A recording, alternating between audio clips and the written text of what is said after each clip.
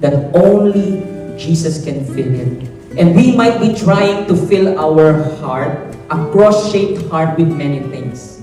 Murang taog ka ng vacation, murang taog ka ng tao. We're not against about vacation, or we're not against about enjoying the things. The Lord wants us to enjoy His blessings. But know this, it is not the source of your satisfaction. It is not the source where you can feel that void in your heart. We may be looking for a person na tanaw na to, mauni makakomplete me. Popular kaayo na siya sa mga romantic relationship. You complete me. No. Nobody can complete you. Only Jesus can complete you.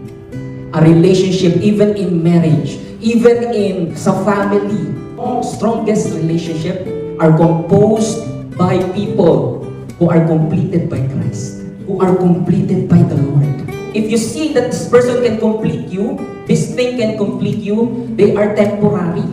One day, wala na sila diha, and you will be sad. You will be depressed. You will be frustrated. That the true satisfaction, the only one who can fill that void, that longing in your life, is Jesus Christ.